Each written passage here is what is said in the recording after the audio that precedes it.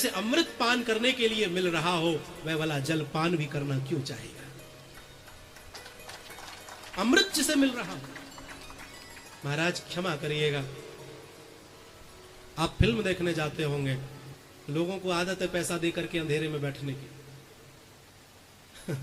वो भी उस फिल्म में भी पॉपकॉर्न चाहिए, बर्गर चाहिए, कोल्ड ड्रिंक चाहिए, और फिर उस फिल्म में सस्पेंस भी चाहिए, मार धाड़ भी चाहिए, और भी बहुत कुछ चाहिए, विलेन भी चाहिए, म्यूजिक अच्छा होना चाहिए, साउंड अच्छा होना चाहिए, पर्दा बदलता रहता है, फिर उसमें इंटरवल भी चाहिए, केवल 1.5 घंटा बैठने के लिए व्यक्ति को। लेकिन आप विचार करिए, आप मेरे पास 4-4 घंटे रोज बैठ रहे हो। ना यहां पर कोई अभिनेता बदलता है, ना यहां कोई अभिनेत्री बदलती है, ना यहां कोई पर्दा बदलता है, यहां केवल एक भागवत महारानी विराजमान है और मैं उस कथा को कह रहा हूं।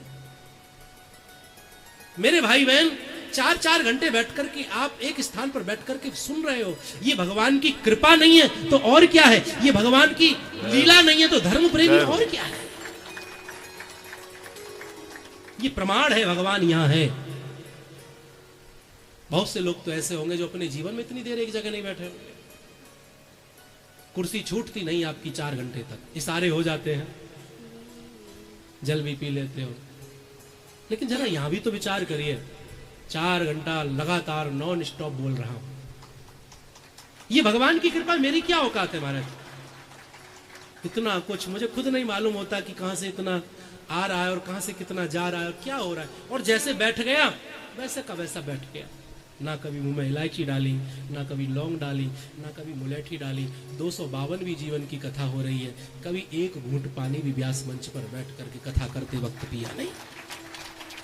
ये भगवत कृपा नहीं है तो और क्या है? और जीवन की सत्यता ये है कि कोई फोन पर 2 मिनट से भी ज्यादा बात मेरे से करे तो नहीं हो पाती। हाँ, कोई ज्यादा प्रेमी हो, प्रेमी मतलब ज्यादा निकट हो, जिससे मन के भाव मिल जाए, जो मनवान हो, उस व्यक्ति से जरा बात तो हो जाती। लेकिन मेरे भाई बहन, कहने का अभिप्राय कि 2 मिनट से ज्यादा फोन पर कोई ज्यादा बात करे तो हो नहीं पाती। लेकिन कथा में बैठ जाओ तो कथा कहते कहते मन नहीं भरता है।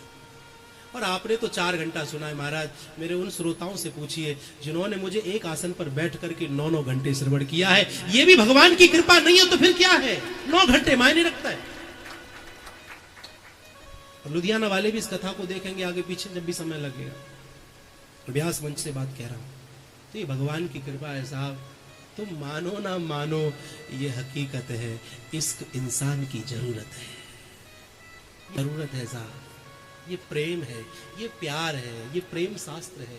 इसे सुनो तो, इसे पढ़ो तो, इसे मनन करो, इसे थोड़ा वक्त देकर के तो देखिए, तुम्हारा जीवन बदल जाएगा। इस व्यास मंच से किसी को मदरा पान नहीं सिखाया जाता। इस व्यास मंच से गलत बातें नहीं समझाई जाती, कुरीतियां छुड़ाई जाती हैं, अच्छी बातें समझाई जाती हैं, संस्कृति को पनपाया जाता है, संस्कृति का विनाश नहीं किया जाता। बड़ा दुख होता है उन हिंदू भाइयों को देख करके जो 31 इतने धूमधाम से मनाते हैं, बेवकूफों की तरह। 31 क्या होता जा रहा है आप लोगों को समझ में नहीं आता मेरे भाई। खैर छोड़िए, समय आज कम है, किसी दिन फिर लेकर के बैठूंगा इन बातों को। तेरे लिए धन्य है, 4 दिन हो गए तूने कुछ खाया पिया नहीं है।